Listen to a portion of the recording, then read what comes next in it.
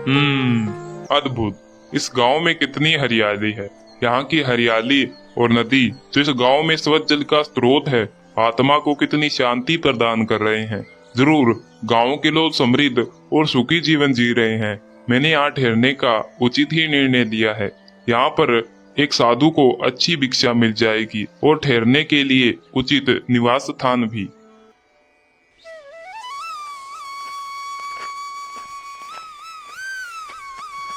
साधु महाराज भिक्षा के लिए गांव में जाते हैं और घर के अंदर प्रवेश करते हैं।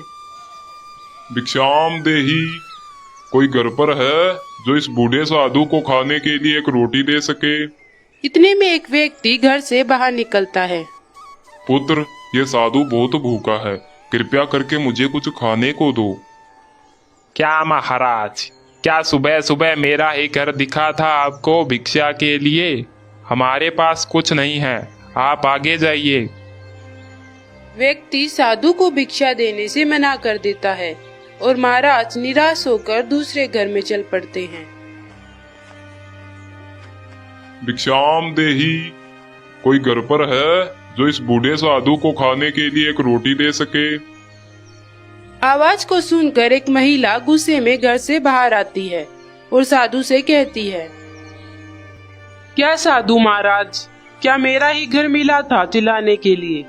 यहाँ हमने अभी तक खाना नहीं खाया है, आपको कहाँ से ला कर दूं? जाओ किसी दूसरे घर में मांगने जाओ। साधु को यहाँ से भी निराशा ही हाथ लगती है और उन्हें काफी दुख भी होता है। इसी तरह अन्य घरों में भी भिक्षा के लिए जाते हैं, लेकिन कोई भी भिक्षा नहीं देता। इस पर साधु महाराज बहुत ही क्रोधित हो जाते हैं। इस गांव के लोग स्वार्थी और निर्दयी हैं। गांव में इतनी संपन्नता होने के बाद भी एक साधु के लिए भिक्षा नहीं दे सकते। मैं इस गांव को श्राप देता हूँ कि यहाँ की नदी सूख जाएगी, खेत बंजर हो जाएगा और पूरा गांव सूखा बंजर बन जाएगा। साधु गांव को श्राप देकर वहाँ से चले जाते हैं। साधु के श्राप से पूरा गांव बंजर बन जाता है और नदी भी सूख जाती है। पूरा गांव अपनी इस हरकत पर बहुत शर्मिंदा था। उनके स्वार्थीपन ने एक साधु के साथ बहुत बुरा किया। गांव वाले साधु महाराज से माफी मांगने के लिए उन्हें ढूंढने की कोशिश करते हैं, लेकिन साधु महाराज उन्हें नहीं मिलते। श्राप से मजबूर होकर गांव वालों को अपनी आजीविका के लिए गांव से बाहर जाना पड़ता है।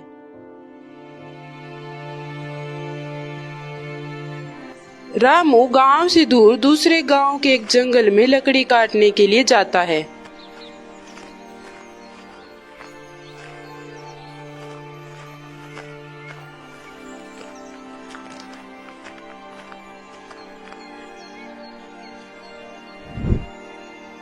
काश मेरे गांव में भी ऐसा जंगल होता तो मैं अपने परिवार के साथ ही रहकर लकड़ियां काटता।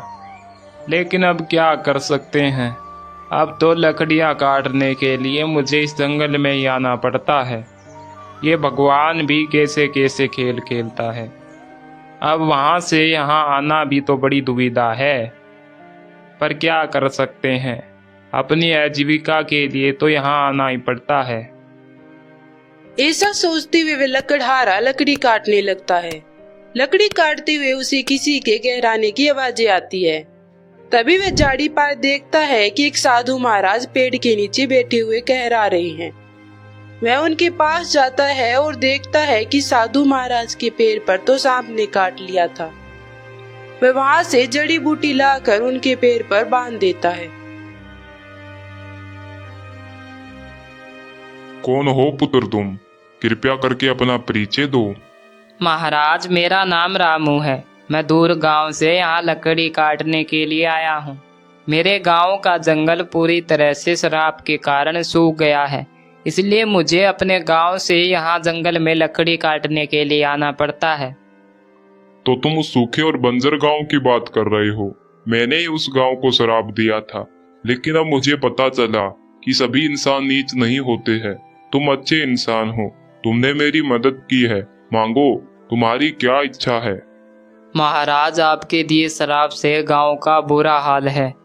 मैं चाहता हूं कि गांव वालों से जो भूल हुई है उसके लिए आप उन्हें क्षमा कर दें और अपने इस शराब को वापस ले लें। अब गांव वालों को उनकी भूल की सजा मिल चुकी है। नहीं पुत्र, मैं यह शराब वापस नहीं ले सकता हूँ, लेकिन हाँ, मैं तुम्हें एक उपाय अवश्य बता सकता हूँ। कैसा उपाय बाबा, आप बताइए। मैं गांव की भलाई के लिए सब कुछ करने को तैयार हूँ। इस जंगल के बीच में एक बरगद का पेड़ है, उस पर पक्षी राज रहते हैं। तुम उनसे मिलो, वह तुम्हारी इसमें अवश्य मदद करेंगे। गांव की सबसे नीचे की भूमि पर गिरा देना, वहाँ पर एक झील बन जाएगी और समय के साथ वह झील छोटी होती जाएगी।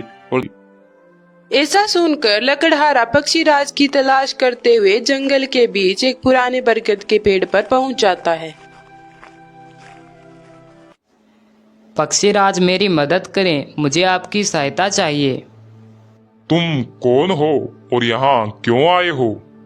लकड़हारा सारी कहानी बताता है, जिसे सुनकर पक्षीराज कहते हैं, देखो पुत्र, तुम्हारे गांव को जो श्राप मिला है वो बहुत ही महान साधु द्वारा दिया गया है। इसको तुरंत समाप्त नहीं किया जा सकता, लेकिन हाँ, समय के साथ साथ इसको समाप्त किया जा सकता है। इसके लिए मैं तुम्हें कुछ उपाय बताता हूँ और इससे तुम्हारे गांव की समस्या दूर हो जाएगी। क्या उपाय किया जा सकता है पक्षीराज? मैं तुम्हें चावल के बीज दूंगा, तुम उन्हें उस सूखी बंजर भूमि पर गिरा देना। इससे वहां पर बहुत अच्छी चावल की फसल होगी और गांव में खाने की समस्या दूर हो जाएगी। पक्षीराज, इससे खाने की समस्या तो दूर हो जाएगी, लेकिन पानी की समस्या कैसे दूर होगी? इसके लिए भी कोई उपाय बताइए। तुम इस जंगल के तालाब से कुछ पानी किसी पात्र में डालकर अपने गांव ले जाना और तुम्हारा गांव श्राप मुक्त होता जाएगा। एक समय ऐसा आएगा जब यह झील पूरी तरह से समाप्त हो जाएगी और इसी के साथ तुम्हारे गांव का श्राप भी खत्म हो जाएगा। आपका बहुत बहुत धन्यवाद पक्षीराज। तुम्हारा कल्याण हो पुत्र। लकड़हारा पक्षीराज के बताए अनुसार ही करता है, जिसे गांव में चावल की फसलें लहराने लगती है और एक पानी की बड़ी झील भी बन जाती है। अब समय के साथ साथ गांव का श्राप खत्म हो जाता है, जिसे गांव के लोग दान और दक्षिणा का एक पाठ सीखते हैं।